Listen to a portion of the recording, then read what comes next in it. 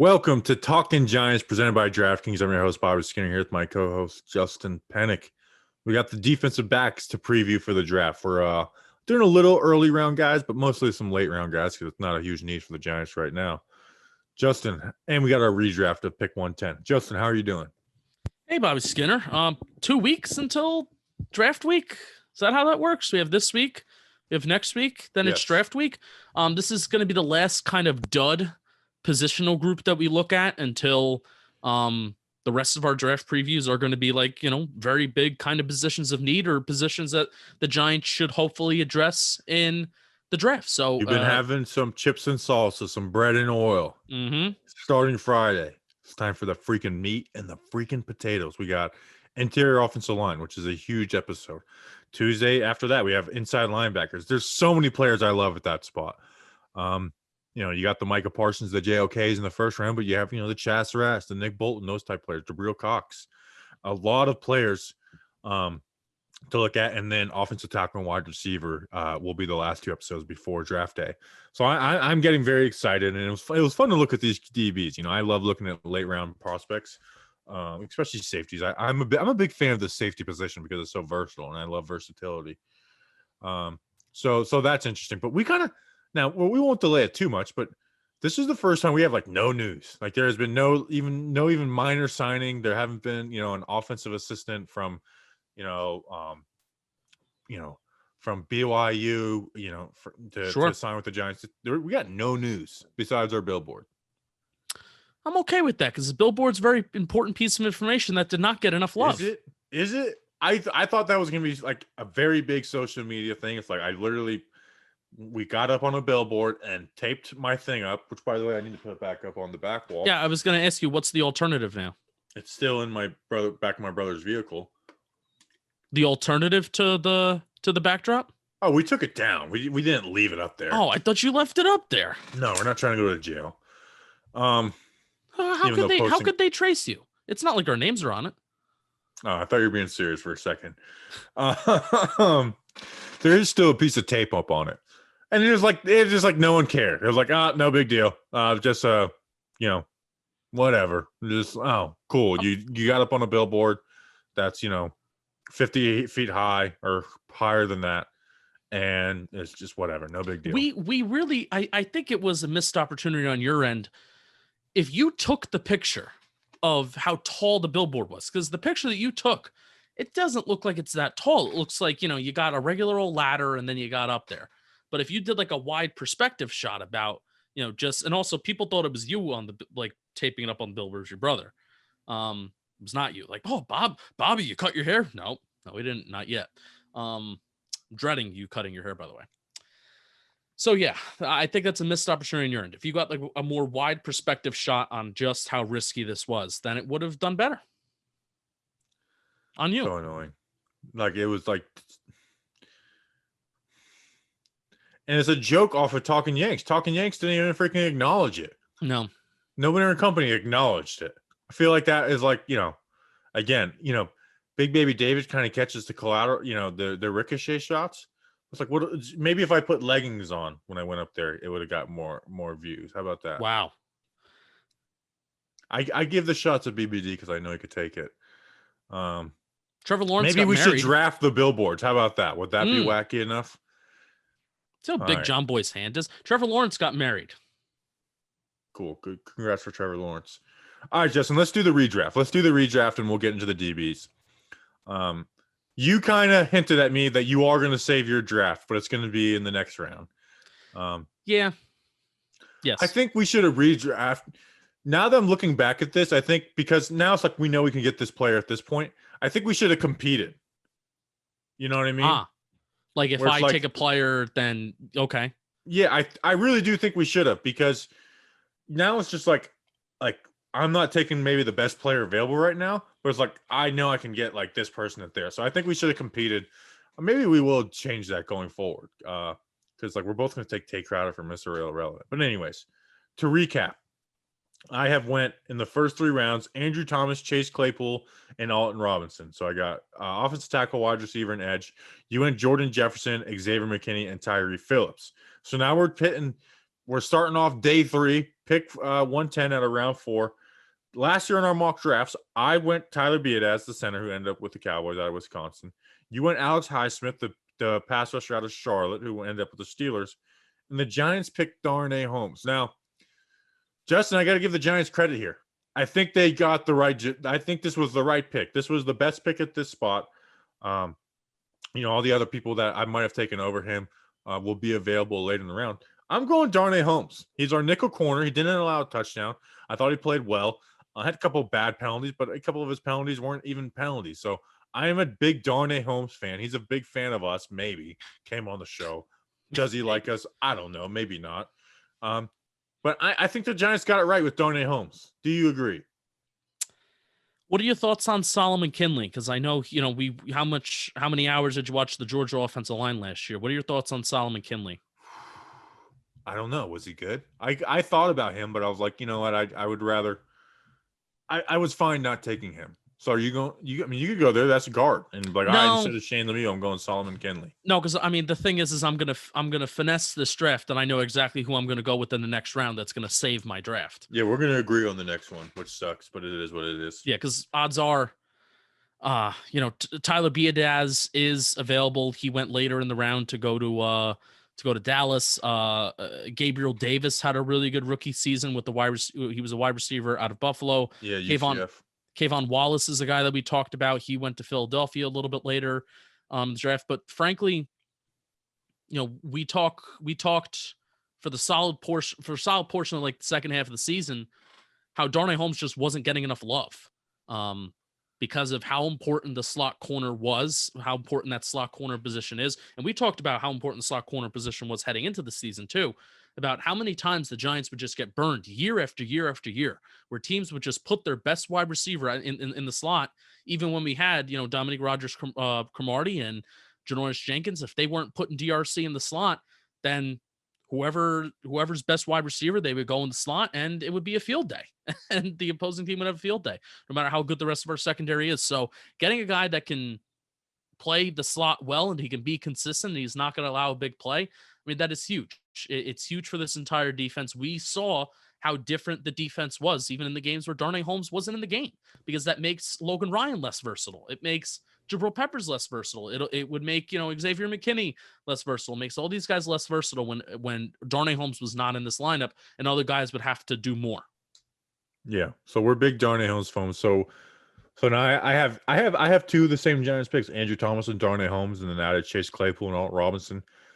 You got Jefferson, McKinney. So you've went 2 of 4 with the Giants too. You got McKinney and Holmes. You're keeping our secondary intact. I like it. So next we have, what do we have next? We have pick 150 next, and the Giants went Shane Lemieux with that. So we'll see if we stay with that. But anyways, you're listening for the DB preview of the draft. We had some later round guys, so it's now, we're not, we talked about Surtain, Samuel, but it's like we didn't talk about Farley or J.C. Horn so we talk about some top of the round corners, but most of our safeties were late rounds. But Justin, let's get into the DB preview. Basketball teams are in the final month of the regular season as they gear up for the playoffs to lose to the Nets in the NBA Finals. While some teams are locks to make the playoffs, like the Nets, others are still fighting for their opportunity to chase the trophy this summer, like the Lakers, 5th seed. DraftKings Sportsbook, America's top-rated sportsbook app, is putting you in the center of the action with a chance to turn $1 into $100 in free bets. That's like turning D'Angelo Russell and Karis LeVert and Jared Allen into Kyrie, KD, and James Harden. Turning $1 into $100 is simple. Pick any basketball team to win their next game, the Nets, and if during that game the team you choose hits a 3, like the Nets do, you bring home $100 in free bets. That's 100 to 1 odds on the team if you're choosing to hit a 3. They don't even need to win, like the Lakers did just beat us. This year's teams have been hitting 3s at an unprecedented pace, so get in on all the action with DraftKings Sportsbook before this offer ends. DraftKings is safe, secure, and reliable, so you can deposit and withdraw your funds at your convenience. Download the top-rated DraftKings Sportsbook app now to use promo code JOHNBOY when you sign up to turn $1 into $100 in free bets if the basketball team if you're choosing hits a 3. That's code JOHNBOY to turn $1 into $100 in free bets for a limited time only at DraftKings Sportsbook.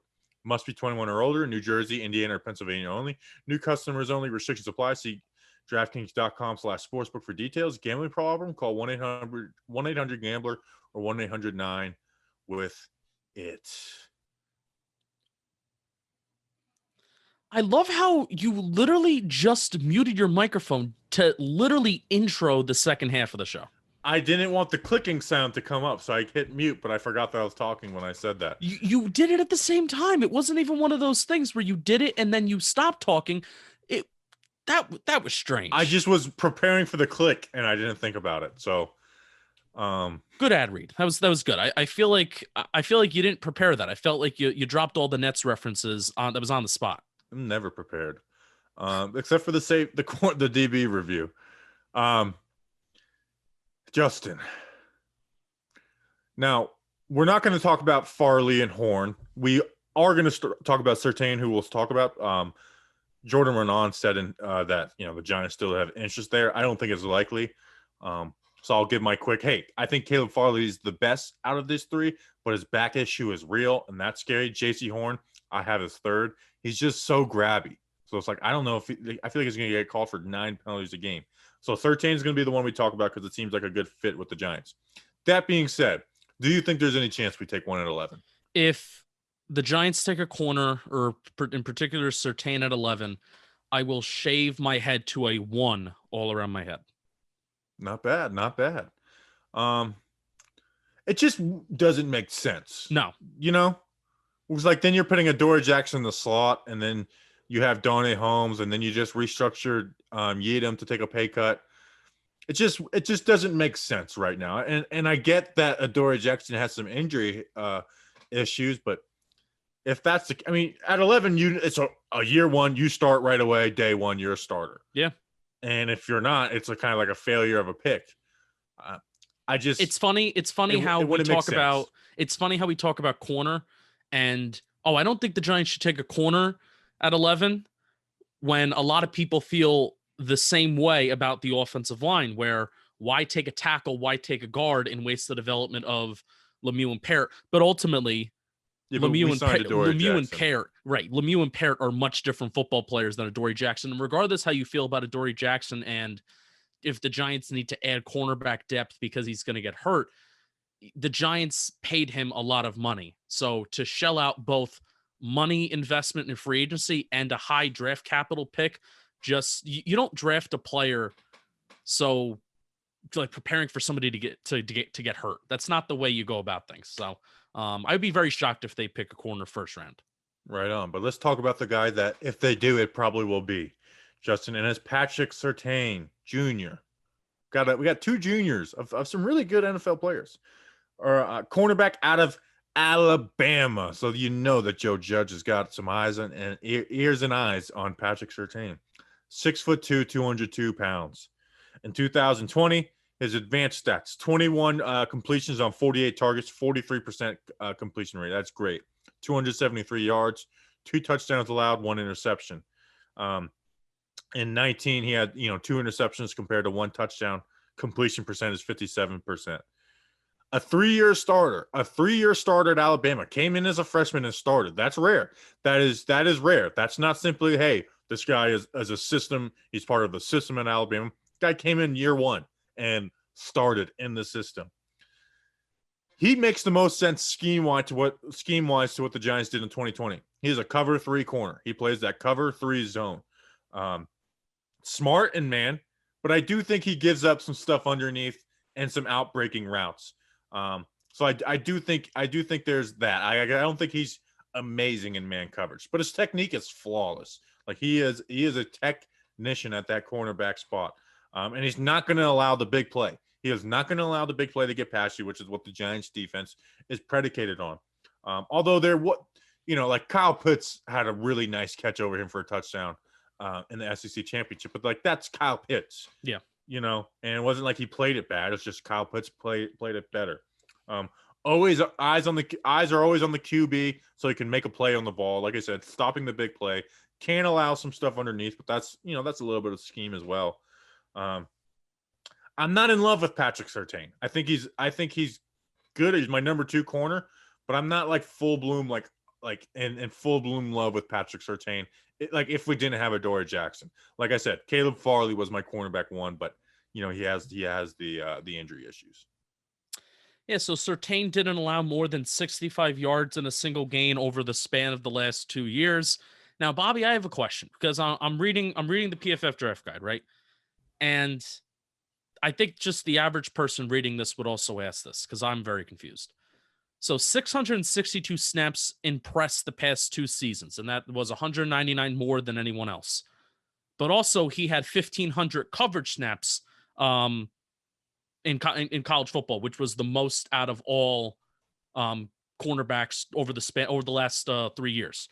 So I mean, that's a lot of snaps. I mean, is it really that Surtain is playing that much in man coverage where he's accumulating all those snaps, and he's also playing like that much in coverage, maybe cover 2, cover 3, et cetera, et cetera? Press in the cover 3 because a lot of times that outside corner cover 3 is like man. Is you know if that route's not an in breaking route, it can be turned into like a man coverage.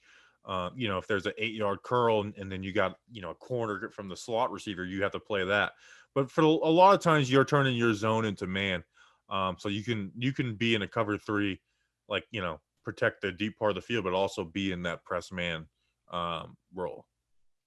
So is Farley more or less a corner that isn't his strengths playing back in coverage, and he did not have a lot of man coverage snaps, and that's one of his weak points? I think Farley would be great in man. He's new to the position. Farley's new. He transferred from wide receiver. So Farley's new. He's learning the game, but Farley's an athletic freak. His ability to recover when he does make a mistake is beautiful. So Farley, I just like more because I think there's more to work with there with Farley. Yeah, let's say the Giants do hypothetically take cornerback at 11. And we were even talking about this with the acquisition of Adoree Jackson as well, where depending on maybe who they take, that may be an indicator of what kind of defense Patrick Graham is going to run in 2021. Is he going to continue to use cover 3 and dropping guys back into coverage, keeping everything in front of you and being kind of conservative in terms of getting to the quarterback and blitzing, just blitzing, because what happens when you blitz, you're typically playing man coverage on the back end. So I would think that Surtain, since he has a lot of the experience in press, if the Giants take a guy like Surtain, maybe Patrick Graham wants to go back to how he ran the Miami defense in 2019, where he's running single high, where he is blitzing and he is being aggressive and he's trying to, make plays on the front end with getting to the quarterback, versus what happened in 2020 with Giants is making plays in the back end with Blake Martinez coming up and making a tackle, Logan Ryan, Jabril Peppers, et cetera, et cetera. So, it's interesting to look at these corners, and it's also interesting to hear Jordan Ronan come out with a report that Surtain would be a guy that they like, because it can be an indicator of what the Giants are thinking of in terms of what kind of defense they want to run this year. Yeah, I also can view that as the Ronan rumors. Like that could very well have been like pre the Adoree Jackson kind of thing. So yeah, like I said, I would be shocked if they went corner at 11. But that's what I get. Like that rumor that he put out, and he's a pretty credible source in my opinion. That rumor, it's more or less like, oh, maybe the Giants viewed their defense differently in 2021 in terms of their approach to versus how they did things in 2020. That's what they're it kind of definitely tells going me. to. They're going to play more man and blitz. I mean, that's something we talk about with Adoree. So yeah, I guess it makes a little sense. All right, first on my list is Asante Samuel Jr. out of Florida State. Bobby, in my plus category, good twitch movements. Something that I like to say when I was training early high school, I prided myself on fast twitch muscle fibers. And I would say Asante Samuel Jr. has some good fast twitch muscle fibers. They're on point for Samuel. And because of this, he is able to play back in zone and close on the ball last second when QBs target him. He's good at jumping routes, even down the field. Already has down that level of deceptions guys like Logan Ryan utilize. So typically I think we see, maybe corners trying to deceive quarterbacks, maybe in the intermediate part of the field. Well, Asante Samuel's able to do that in the deep part of the field too, where he gives deception, and because of his good closing speed, he's able to close and make a play on the ball. On 7 targets, he only allowed 1 completion when targeted from 20 plus yards down the field, a passer rating of 10 on targets of 20 plus yards down the field. In my plus category, seems to have a solid feel for zone and understanding you are not just covering a part of the field, but you are covering the men in your zone. He's an ankle diver. That's what I like to call corners that, maybe they're a little bit smaller and they're not very physical, but I like to call them ankle divers because that's what they're doing in the run game. They're going after ankles. And that skill set can translate to how he plays the run in the NFL. There's some highlight plays where he's body slamming guys to the ground, but I think being an ankle diver can be a little bit more sustainable at the pro level. He limits yards after the catch because of the limited separation he allows as well in the pass game. My minus category, size can impact the way that he plays against more physical wide receivers, and he could easily be pushed out of the screen during run plays. He can be a little grabby at the top of his routes, considering he sometimes turns his head a little too late when the ball's coming at him. Overall, aggressive player that's always in your grill. Forces incompletions while being targeted at a decent rate, which kind of fits what Giants players are on the roster right now. James Bradbury gets targeted a lot. Logan Ryan gets targeted a lot. Adoree Jackson even had a year where he got targeted a decent amount, but they make plays on the football. Of course, he has a really good cornerback bloodline with Asante Samuel Sr., his father. Asante Samuel Jr. is a like-it player for me. Young Samuel. I went into this and it's like, Asante Samuel's son. I like him, but I think he's going to have to play nickel in the NFL. I really do, and I don't like to do that, especially at the top of the draft. And he's got, like you said, those top mirroring skills. He's got first rounds. He has some first round talent, but he can get bodied at the catch point. Like, he can have the greatest coverage in the world. Doesn't matter. He won't win at the catch point. And so like you have all that. So that's my worry with him. Now he can play in it and play that man coverage and the nickel spot, but it's just he gets bodied at the catch point. He has these great reps and then he just loses them because of that. So that's my thing with Samuel, where it's like, man, I would maybe give him a shot, but I just feel like eventually that's where he lands. And that's where, some people have him as a first round corner. And obviously not that, the Giants wouldn't be considering him in the first round. But it's like, man, I don't know if you can be a first-round corner and have to play it in the nickel. I feel like that's a draft take that, and I'm not pointing this at you, but we're reading a lot of places because that's what we do to combine with what we see. We like to read, and it's like, am I going to be a complete idiot in this assessment? Usually, we're not. But I read that so often. This guy's usually going to be a slot corner. This guy's usually going to be a slot corner. Basically, I feel like if you're under 5'10", like if you're 5'9" and below, you're going to be a slot corner. And a lot of corners are 5'9" and under. So, I mean, not everybody can be a slot corner. And this is a guy that I would at least gamble on maybe year one and see if he can do it and if he can survive out there. Yeah, all the corners we're going to talk about, my guys and your guys, like none of them I have like that tag of like he's going to have to play slot. Samuel is, because it's not just his size. My next corner. It's at the catch point. Yeah, Brown. Yeah. But the guys who play outside, like I have that tag with him. Like he's going to and I went into it with like Asante Samuel's son's going to have to play in the slot. Doubt that. And I remember like watching him on some Saturdays casually and being like, oh, he wanted to play slot. But he, I was watching against Notre Dame. And then and versus UNC, because he was facing up against Deommodore Brown, I never seen him play so off in that. Because it seemed like he was not afraid, but they were game planning for Deommodore Brown as that deep threat. And it's a game where Deommodore Brown's stats aren't amazing that game, but I do fall in love with Deommodore because like they should have thrown the ball him here, and it really excels his route running. And he got missed on a 50-yard touchdown double move on Asante Samuel Jr. But we're not here to talk about Deommodore Brown. The next guy we're going to talk about, I do like this guy a lot, and I know it's going to make people cringe because it's a cornerback out of Georgia. Eric Stokes, 6 foot, 194 pounds. Advanced stats in 2020. In 9 games, 16 completions on 28 targets, 145 yards, 1 touchdown, 4 interceptions. He had no interceptions before this past season. The year before in 2019, 37 completions on 65 targets, so 57%, 2 touchdowns, 0 interceptions, 356 yards. He is an outside cornerback with elite speed. His speed is beautiful. You put him in some tight man coverage, that's where he excels, is in that man coverage. I watched him against Alabama and UF, the best competition, and I actually charted his stats. Now, Bama against him on targets were 3 for 3, but only for 38 yards, 1 touchdown. So this is the 1 touchdown he gave up. I actually posted the clip on Twitter. Remember that crazy Devontae Smith catch, where he, catches the ball in the back of the end zone, totally, swarmed and gets those 2 feet down. Yes. That's the 1 touchdown he gave up in 2020 was that play. So it was beautiful coverage. It was just Devontae Smith was being Devontae Smith. Against UF, 3 completions on 7 attempts, 28 yards, and then he had an interception, beautiful interception, jumping zones in there, which gives you something to hope for in there. 5 games in 2020 where he allowed less than 10 yards. 5 games in a 9-game season where he allowed less than 10 yards, and then we just mentioned, the UF game and the Alabama game. Excels in that tight man coverage. You put him in a wide receiver's hip, he's gonna be there. He's where you hip, I hip.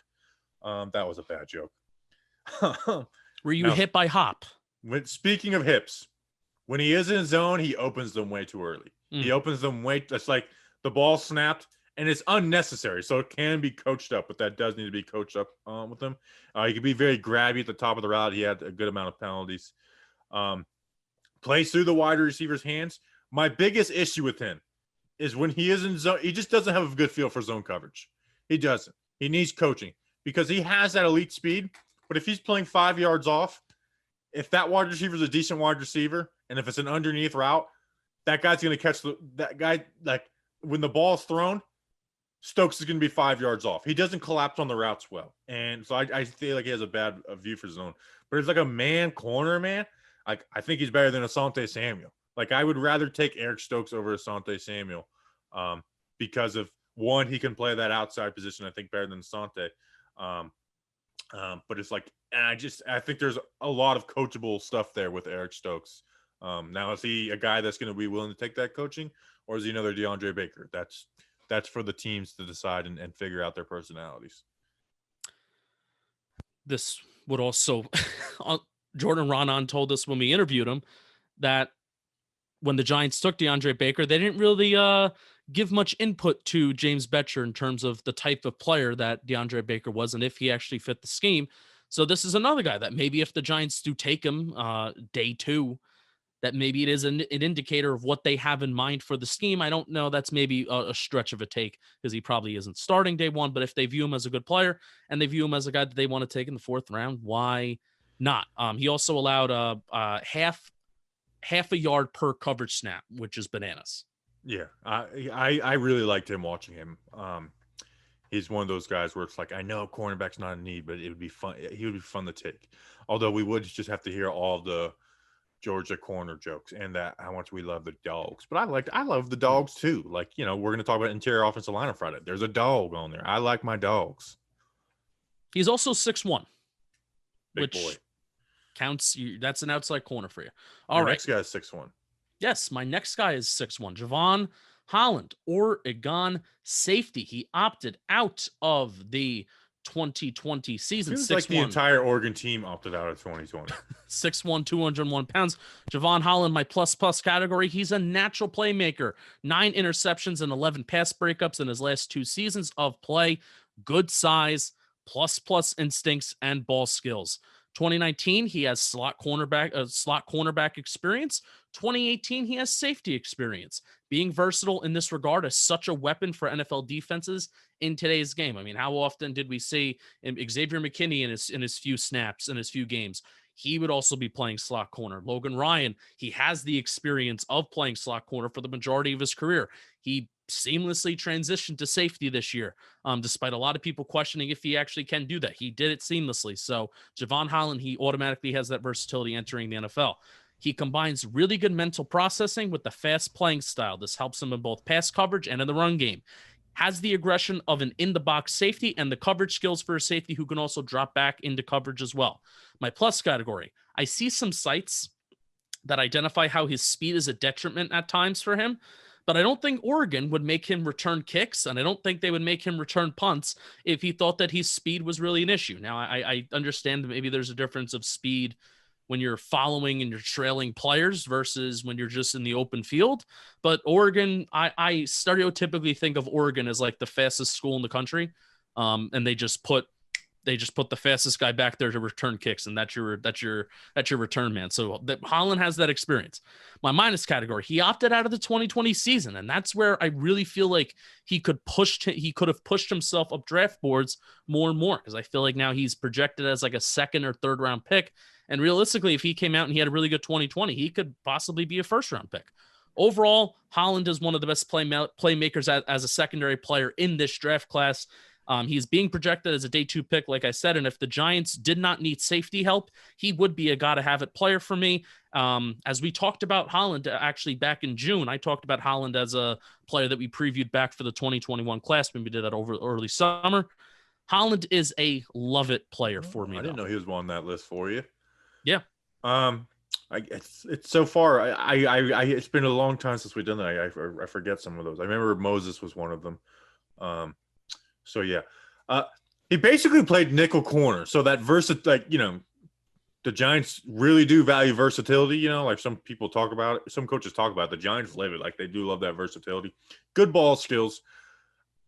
You mentioned the speed. I don't think his speed is bad, but for someone who takes some chances, not as much as the guy I'm going to talk about next, you can get beat on a double move, and it's like, oh, he doesn't catch up to his tight end. But he played a lot, like pretty good coverage on tight ends, and basically like that. Like it was like, hey, you're just going to cover tight ends, and you're going to be a safety, but you're basically playing nickel corner covering tight ends. So I like Holland. Now this next guy, we're talking about guys that we talked about in our little draft, our mini draft preview in last summer. This was a guy I liked a lot, Andre Cisco. I even did the rendition of a Cisco song on the last one. I'm not going to do that again. Safety out of Syracuse, 6 foot, 203 pounds. In 23 games, he has 13 interceptions. He is a ball hawk. He is a ball hawk. In 2020, he only played 2 games with a torn ACL, 11 tackles, 1 interception against UNC, against Sam Howell. In 2019, in 9 games, had 5 interceptions. In 2018, in 13 games, had 7 interceptions. So, he is a ball hawk. He's a deep safety. You put him deep. Now, he can come up and play. Like, he'll come up and lay a hit on a dude, but you use those skills in the back end of the field. Can play single and 2 high. He sees a route. And he wants to finish that route. He sees a route. He's like, okay, this is the route combination. I see where that wide receiver wants that route to end. I want to be there. And that's how he gets those turnovers. That's how he gets those turnover plays. Can get burned when he gets put in. I kind of hated Syracuse's defense, by the way. They would put him sometimes in off 15, 20 yards off man coverage, and he would kind of get beat in those situations, but he's never going to get put in that situation in the NFL. But he kind of would backpedal too long, but I don't think that's something you have to worry about in the NFL. He's not going to come up and play in the box, but he has those abilities. Here's the thing. He is the most frustrating player in this draft, Justin, to me. The most frustrating player in this draft, because I mentioned all those good things. He will give up touchdowns because I've never seen a safety take chances like Andre Cisco, where so coaches are going to game plan against him and be like, all right, here's what we're going to do. We're going to run this route. We're going to try and get, him to vacate his zone because he's trying to make a play, and we're going to have a wide open big play touchdown. He's an undisciplined player. So that's what's frustrating. You love all those good things, but then you see the blown coverages on the back end, and it's like, well, how do we get that to work as one? Where it's like, how can we get you to be that big play guy to get those interceptions, but also not just totally screw your team over when teams are getting 60-yard touchdowns in these big plays in the NFL. So that's my worry about Cisco. So, if Cisco could be the best safety in this draft, and he's up there for me. He might end up being the best safety. I haven't looked at all of them yet. But it's he could also just be you don't work in the NFL because you're taking too many chances and you are a liability at all times. So you answered this question for me when you got to your minus section, right? I was going to ask you, who do you like better as a prospect, Cisco or Antoine Winfield last year? Antoine Winfield was your darling last year. I think this safety class is just weak in general. Yeah, so I figured it was Winfield after hearing your, what you don't like about Cisco. But Cisco's still a good player. I mean, what you want to do, I genuinely feel like I would rather take a chance on a guy who takes chances. He's athletic. He has production that's kind of backed up versus a more polished guy that doesn't have a lot of upside. So me too, but the chances are, it's crazy. He has blown coverages all the time. So it's like I subscribe to that mentality, and it's why I like Cisco. But there's the risk can't be as high as Cisco makes it. So he has to figure out a way to balance that while not changing who he is as a player. Yeah, because that's also a part of it too, where you don't want to change who you are as a player. You don't want to change your mentality. And at this point, you've been playing the game of football for how long, doing the same thing over and over again? How tough would it be to change how you played in that aggressive play style? So it's kind of hard to do. Next on my list, Bobby Skinner, Trey Brown, 5'10", 186 pounds. I could very well be getting a height and measurement wrong because I didn't look it up at the Senior Bowl or anything like that. 5'10", 186 pounds. Trey Brown in 2020, some of his advanced stats. He allowed 21 catches on 44 targets, 266 yards, allowed 1 touchdown, 3 interceptions, passer rating of 46.2. Most of his coverage snaps came from the outside. My plus category. Loves contact and fights at the line of scrimmage. He takes hand fighting to another level. He's not afraid of bigger and more physical wide receivers. He has short area aggressiveness and quickness. Definitely fits a press man scheme at the pro level. My plus category. He's a willing run defender. He's not afraid to put his nose in there and to make a play in the run game. An explosive player who is known for making game-changing plays with interceptions and some experience as a kick returner too. Special teams experience as a gunner, and he brings that reckless aggression that he plays on defense. He also brings that to special teams as well. 3 years of experience at Oklahoma, 2,000 career snaps, 46 passer rating allowed in 2020, like I said again, and he had a solid Senior Bowl, which Bobby can talk more about after I'm done kind of giving my overall. My minus category, 17 penalties over the span of the last 2 years, so the aggression has its downfall at times. Even though he gives solid effort, he does get beat on jump balls. It's kind of like we're talking about with Asante Samuel. Just does not have the size to keep up with those guys. Probably fits better as a slot cornerback in the NFL. Overall, he was targeted 58 times in 2019 and 44 times in 2020 and allowed less than 300 yards each season and didn't allow a completion of more than 39 yards throughout his final 2 years as well. He was a dominant outside cornerback at Oklahoma, will probably be an early day 3 pick, and he's a like-it player for me. Yeah, people loved him at the Senior Bowl. Now, I wasn't really focusing on the corners a ton. There were some guys I liked in some one-on-ones like Benjamin St. Jude's, Cam Bynum. But yeah, people really liked him at the Senior Bowl. And yeah, you know who else likes the Senior Bowl? Who? Dave Gettleman. That is true. He does have a track record. Even though he didn't go this year. Which is, we understand because of health reasons, but it's not like the Giants didn't send people there. There was, I think Kevin Abrams was there. I didn't really know what Kevin Abrams looked like. At first, I thought he was Freddie Kitchens. Did he have facial hair when you saw him?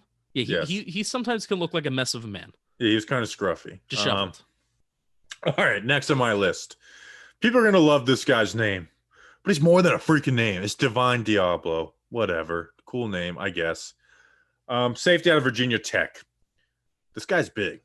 Pro day measurements, 6'3", 226 pounds. He's a big old boy.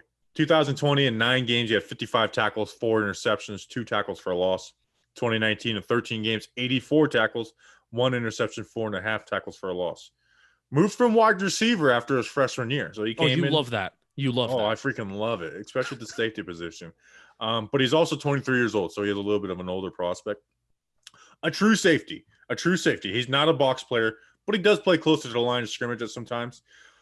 Good speed and burst when he's using his instincts. You got to get him to use his instincts better. I would love to see him in a deep safety role. He can play that single high, that 2 high, but I would love to see him as a single high. It's like, hey, use your instincts a little more. Like we got even at that size, even at that big size. Yes, dude. I think he's got the speed for it. I know some people aren't high on his speed, but I think he's got the good speed for it.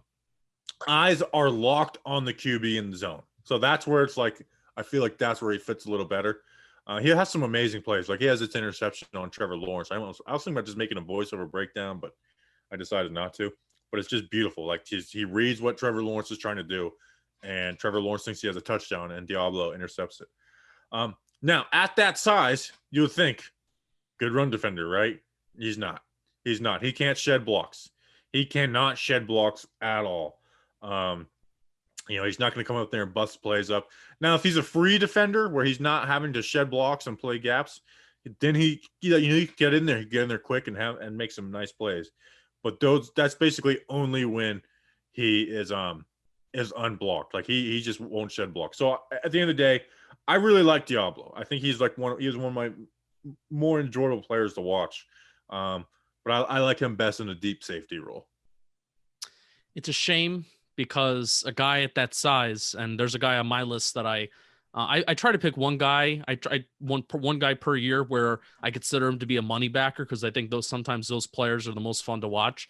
When you have a guy who can be a safety, but also can just come up and destroy dudes in the run game, that's kind of a really fun player. It's kind of like a new generation player. My next guy is like that. It's a shame that he can't really do that. That'll be wild. A player that's 6'3", over 220 pounds, just patrolling deep center field safety. Imagine him coming and just taking somebody's head off.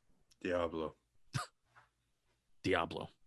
But isn't there a word for devil in Spanish? Yes, it is. I'm surprised it took you this long to figure that out. Who names their child that? His last name is Deablo, but his first name is Divine. So maybe they're like, all right, let's counteract this Deablo crap. That's amazing. Yeah. I guarantee you his parents are like, this last name kind of sucks. Let's try and counterbalance it with the first name Divine. We're religious people. Next on my list, another guy from Oregon. I love my Oregon Ducks. I got an Oregon guy later. Wow. Oregon secondary. We said everybody opted out in 2020. Apparently they had some good players. That opted out. Wasn't Ashton Davis an Oregon guy that we loved? I thought Ashton Davis was... No, he was Cal. Sorry. Yeah, he was Pac-12. And then he got picked in the Leonard Williams pick, so now we hate him. We hate Ashton Davis. Straight up. I'm procrastinating on saying this guy's name. Deommodore Lenoir. That sounds right. Deommodore Lenoir. I don't know if that's how you do it, but I just said it. I just basically changed it Ramondre Stevenson to Deommodore. I still call that defensive lineman that we picked up from Minnesota. I still call him Obi-Wan Kenobi. It's so easy. Odenegbo. Or Fetty Odenegbo. You just struggled. 2020 season. 250 cover snaps. 18 receptions allowed on 33 targets, 199 yards, 3 touchdowns allowed, 1 interception with a passer rating of 90.3. He is 5'11", 195 pounds. Lenoir's play plus category for me, play strength, physicality, and tackling. Those are his main strengths. When he tackles, he wraps up, he hits low, and he has solid fundamentals. Only 9 missed tackles on 168 career attempts. Ball skills and hands are impressive. He's made some nice one-handed interceptions in his career as well. My plus category, he excels at sniffing out wide receiver and running back screens. Probably the most fun part about his game. Kind of reminded me of Xavier McKinney. He was very good at sniffing that out too. Remains patient so the quarterback makes the throw and then pounces on the ball carrier. Sticks to the hips of receivers. My minus category, he's not the fastest or the most athletic to keep up with speedy wide receivers. If he fits at safety at the pro level, he has 0 production at that spot. So this is one of those guys that he is a cornerback, but we're not sure if he fits at corner because of his lack of speed, or does he fit at safety? So if he does fit at safety at the pro level, then he has 0 production from that spot at college, which is tough. Overall, looking at his 3 years again, play strength, physicality, and tackling, odds are he is a better fit at safety than cornerback at the pro level. I really do enjoy watching a player with good form tackling. Lenoir's got it. He is a like-it player for me. Lenoir. All right, I'm gonna try and go a little quicker through the finish off this episode. My next guy, we talk about box players. This is someone who's a box safety. He's actually met with the Giants. Safety out of Auburn. Jamien Sherwood, 6'1", 216 pounds. In 2020 and 11 games, 75 tackles, 3 for a loss and a sack. Now, I percentages playing deep safety, 31.5%. In the box, 48.3%. And then at corner, which is basically a walk down safety, I don't really view it as like, oh, he's playing corner, 20%. Very good feel of the game. Like he understands the game. High IQ player. Plays all over the field, like we said. You can tell his high IQ by the way he reads the QB's eyes in the pass game and the run game. Where it's like he kind of understands what's going. Like, I always talk about turning your zone into man coverage. Some players can be a little over aggressive on that, where it's like you just totally vacated your zone, and they did that on purpose. Now you have a drag route that's wide open. So he does that, but he's not over aggressive in that. In the run game, he always takes the right run steps. Like, he's seeing what's happening. He's taking the right run steps. But a lot of safeties, when you put them in the run game in the box like he would do, they're kind of just like, bam, bam, full speed. I'm just going to go in. And I kind of like that. Like, Peppers kind of can play it like that sometimes, and I like that. But he kind of plays it smart, like he's a linebacker. And obviously college defenses, there's going to be more responsibilities in that role than there will be in the NFL. So he's very patient as a run defender. As a deep safety, he's going to open his hips too easily, and he plays angles bad. So I do see him as like, hey, you're going to play box, money backer. Like, I do view Jamien Sherwood as someone who's like, hey, you're going to play that money backer role. Doesn't have really like a good speed or burst when he needs it. And I will say, for someone who does play in the box, he kind of tackles a little low and will lose a couple, like the runner, the ball carrier usually can gain an extra couple yards by falling forward against Sherwood. Next on my list, Rodarius Willaims from Oklahoma State. 6 foot, 187 pounds, and about 255 cover snaps this year. He allowed 10 receptions on 21 targets, 148 yards, 0 touchdowns, 0 interceptions. Does not have an interception in 2019. Didn't have one in 2020. Did have 2 in 2018 where he did play. He was a 3-year starter, 462 cover snaps. My plus category, Bobby. Willaims really fits a man coverage press scheme or a cover 2 scheme. Now let me even ask you this. So press can fit cover 2 and cover 3, right? Because cover 2, you're kind of really covering the intermediate part of the field, because then you're passing your man along to somebody else that's deeper half, correct? Yes. Okay. So it really fits a man coverage press man scheme or a cover 2 scheme like Steve Spagnuolo's, because I know Janoris Jenkins, that was one of his gripes, that when Steve Spagnuolo left, he felt like his strength was in cover 2, and James Betcher certainly was not that. Has some really solid mirroring ability and recognizes routes well in the intermediate part of the field. 4-year starter with 212 career targets, 653 press coverage snaps in his entire career. My plus category, he did not miss a single tackle in 2020. He does not bite on double moves off the line of scrimmage. He'll let you dance all day in front of him. He will stay patient. My minus category, he is Greedy Williams' older brother. Yes, I did say older brother. While that is very cool, he is already 25 years old. He does not have a ton of production when it comes to interceptions or passes deflected. Average depth of target is also 15 yards. That's kind of deep. Overall, in 2019, there was a lot of Giants fans who were interested in taking Greedy Williams. So why not get the next best thing the second time around? Except this time you can grab him as a later day 3 pick. Williams is a like-it player for me. Yeah, Williams, Rodarius, I could see them being like, okay, we're going to draft you and you're going to be the Isaac Yiadom replacement. Like that's what I would expect out of Williams if he was someone the Giants grabbed at the end of the draft. Good at swatting balls. Like that's what I noticed. Like, he's good at playing through the ball and swatting. He's not going to get a bunch of interceptions, but just playing the ball, I think he does well. And like you said, he's targeted deep, but I think he does a pretty good job stopping it.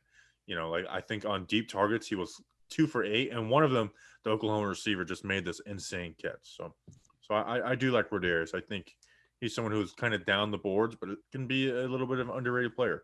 Maybe some of that has to do with the age. 25 is pretty old for a rookie. Next on my list, another Oregon Duck. So sick of Oregon. Brady Breeze.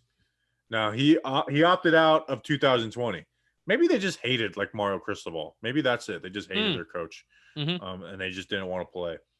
But in 2019, he had 62 tackles, 2 interceptions, 4 fumble recoveries, and 3 touchdowns. He had 3 touchdowns. In fact, his last game, he was the Rose Bowl MVP. So how about that? Guy freaking shows up in the big games. That'll be a good talking point for him. A true safety who will come down and play the flats. He does it all, where he's not like, we're talking about guys like this guy's a box guy. This guy's got to play deep. He can play it all over. Good IQ for the game. Matches it with very high effort. Like, he's all over the field 100% at all times. Loves to come down and fill in the run game. And, there's some safeties who aren't like that, especially in college, where it's like, I'm here to stop the pass. Brady does all that. And funny, his name is kind of funny. Brady Breeze, two good QBs. Will reroute players in zone. But he doesn't have like that great speed though when he's put in man coverage on a tight end. Like you see him match up versus tight end, and it's like the tight end wins. And I'm not talking about deep crossers on like 5-yard ends, curls, the Y stick. Like this is if we're playing against Brady Breeze, I'll be a little okay, running the Y stick a little more, Jason Garrett, because they just kind of win with that. They get contact through them and then break out the route, and they win those shorter routes. So that's my worry about him. Solid tackler. But again, he's the Rose Bowl MVP, so you got to take him. So that's the last guy on my list. But the thing is I've been going quick because I actually want to talk about your next guy. Oh, your last guy. All right. Well, this is I forget who was the guy. He was from Clemson last year, and I really liked Kayvon Wallace. No. He was the money backer. Tanner Muse. Yes, Tanner Muse. I saved him last, and I really liked him because he played like a bat out of hell. I like Tanner Muse a lot more. But Talanoa Hufanga, I think I'm saying his name right. Kind of a money backer. He's a safety. So he's from USC. 6'1", 215 pounds, is a big boy. My plus category very much fits an in the box safety role in today's NFL. He's a willing tackler and he packs a punch in his hits. He will bring a physical presence to any defense because of how big he is. I'm sure he can even. I literally wrote money back. No, I didn't write money backer twice. He can fit as a money backer, Bobby. He reads and reacts to run plays in the box very well. He rarely takes a misstep in that regard. My plus category, he has 6 sacks over the last 2 seasons. So he serves a good value as a blitzer. It fits with his aggressive play style. For a guy his size, he has decent speed. He can keep up with tight ends down the field. His skill set serves well also on special teams. Plays balls to the wall. He's big. He's tough. He's strong. Dave Gettleman accent. Minus category, 2 broken collarbones since joining USC. That is not great. And it's a very niche skill set. Being a money backer in the box safety, it's valuable in today's game, but it's also very niche where you can't, I don't know if you can really play. I don't know if he can play that role of being like an every down safety. Overall, I love players who play balls to the wall and who are good fundamental tacklers. He has an interesting, but also a very niche skill set and an NFL team can use. He is a like it player for me. I want him to replace Nate Ebner. Whoa. He's a tweener between safety and linebacker. But, you see a safety, it's like, oh, he's got some pass rush. And it's like, oh, he'll run into a guard as fast as he can and blow him up or have a free rush. He has actual pass rush ability. Like some real pass rush moves. You don't see that from a safety. I was blown away watching it. It's like, oh my gosh. So like I said, he's not big enough to just play linebacker. But he's not fast enough to play safety. And it was like, is he good enough to just play that money back role? Poor man's Jamal Adams. Yeah. Broke on the side of the road, shooting up heroin, Jamal. That was mean. But that's a little too much of a compliment, but I get what you're saying playing style wise. So, very broke. We should actually change that. Like, you have a poor man's this, but broke as hell Jamal Adams. How about that? Broke as hell. But I want him to play special teams, and I want him to replace Nate Ebner. And I want to see when he does have to play, if he does play himself onto the field, what I want is him, when there's a tight end on the field, who's maybe not the best blocker, I want him lining up outside the tight end and either playing man coverage or rushing the passer. Playing man coverage or rushing the passer. Where it's like, he's fun to watch. Like I was surprised. I couldn't believe this guy had real pass rush moves. So I'm excited about Talanoa. So we have 2 6th-round picks, and he's being projected to go in the 6th round. He's going to be our last draft pick. And maybe he falls. Maybe he's an undrafted free agent. How about that? Ooh, how about that? If he doesn't get drafted, he's going to be on my top of go get this undrafted free agent list. How about that? Love it. All right, that's an episode. We appreciate you guys. We'll be back on Friday. Interior offensive line. Our next 4 episodes are big time needs or big time important positions. You got interior offensive line, linebacker, tackle, and then we're going to finish off with wide receivers. We appreciate you guys. We will see you on Friday. Until then, let's go big